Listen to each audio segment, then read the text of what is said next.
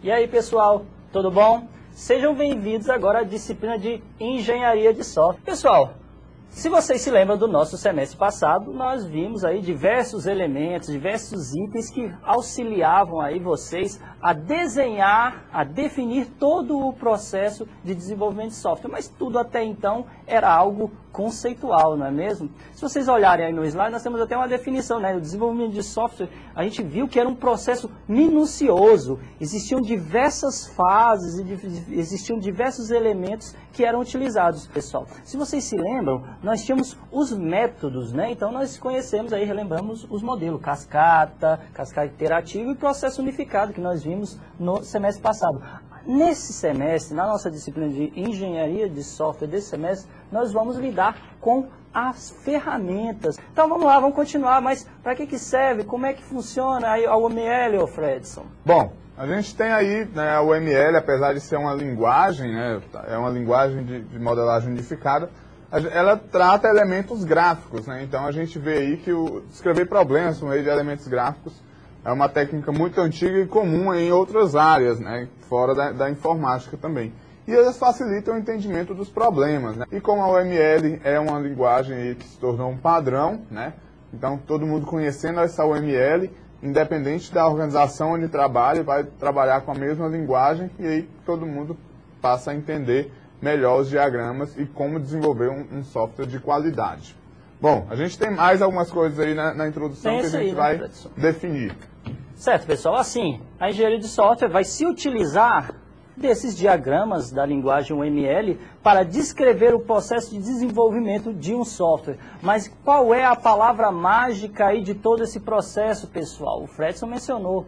Padronização, pessoal. Por que padronização, pessoal? Devido à complexidade que um software, no caso que um projeto, tem. Então, a Unified Model Language, ou travando aí, ou trava-língua, devido a essa complexidade, ela surgiu em 1996 por 3 pessoas. Vocês têm aí eles na apostila, que era o Jacobson, o Bott e o Rumbeck. Esses 3 cientistas, vamos dizer assim, esses 3 projetistas, sentaram e utilizaram-se, reuniram as melhores técnicas existentes até o momento para auxiliar no processo de desenvolver, de desenhar os projetos. O processo evoluiu com o passar dos anos. E o que a gente obteve aí, Fredson? Como é que a gente pode conceitualizar isso aí? Então a gente pode ver que a UML é uma ferramenta que auxilia na modelagem de sistemas, padronizando, novamente a palavra-chave aí, padronizando projetos e considerando aspectos conceituais e de reutilização. Outra palavrinha mágica aí, e que vocês veem muito, né, desde quando vocês começaram a ver a programação orientada a objetos. Aí a gente tem um pouquinho das definições da UML, né, composta de 13 diagramas, né, além do detalhamento de casos de uso, que é algo mais textual, e está em sua versão 2.0. Né. Aí um adendozinho: não substitui os modelos de processo de desenvolvimento. Pessoal, apesar dela ser composta por 13 diagramas, a gente vai apresentar aqui apenas os principais, né, como a gente falou no início da aula. Existem muitos outros diagramas que a gente pode estar utilizando, mas aí a gente também só utiliza quando achar necessário, né? Existem alguns diagramas que não necessariamente em todo projeto de software a gente tem que utilizar eles. Então a gente utiliza os principais, é importante a gente conhecer os outros que tem também dentro da linguagem, né? Conhecer esses outros, ver para que servem, né? E aí utilizá-los da forma correta quando acharem necessário. O que a gente tem mais para falar sobre a UML aí, Alex? Vamos lá. Eles podem ser divididos em 2 categorias. A primeira aí são os diagramas estruturais, que são utilizados para descrever a arquitetura de um sistema. O segundo consiste nos comportamentais, ou seja, eles consideram aspectos, pessoal, interativos e temporais, que existem ou existentes entre os elementos. Aí surge aquela velha analogia que a gente utilizou muito lá na programação orientada a objetos, pessoal. A linguagem UML, ela está também fortemente ligada a um processo orientado a objetos também, pessoal, tá bom? Diversos elementos aqui, vocês vão, no caso aí, relembrar itens já vistos lá na nossa disciplina de programação no segundo período, tá ok? Então, fazendo aquela velha analogia com um carro, que nada mais, vamos dizer assim, mais simples, vocês, obviamente, aquele carro não saiu do nada. Ele teve um projeto, ele teve um diagrama, ele teve algo que descrevesse aquele carro. Porém, ele também pode ser dividido em duas categorias, essas descrições. A primeira é a estrutural, onde está todo o desenho do carro, onde vocês sabem como é que ele vai, quantos bancos, como é que vai ser a porta, onde é que vai estar, e assim, diversos elementos daquele carro.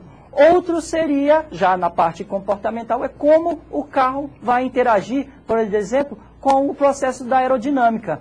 Com modelos é possível obter aí um resultado, prever um resultado. Então, vocês, dividindo esses elementos em duas categorias, vocês sabem, inicialmente, o que precisa na parte estrutural e como vai agir, como vai funcionar na parte comportamental. Ok, pessoal? Vamos prosseguir, vamos ver o nosso próximo slide. Então, cada um desses diagramas que a gente vai ver na nossa disciplina, aí, no caso, as 7 aulas, possui uma anotação própria, que descreve uma situação dentro do processo de software. E aí, Fredson, o que a gente ainda tem aí, pessoal? Vamos finalizar essa questão da UML aqui, falando quem fica responsável por essa linguagem, né? Vamos lá. Então, a OMG, né, o Grupo de Gerenciamento de Objetos, Grupo de Gerente de Objetos Consórcio sem fins lucrativos, é responsável por manter e estabelecer a especificação UML. Bom, a gente falou bastante sobre a linguagem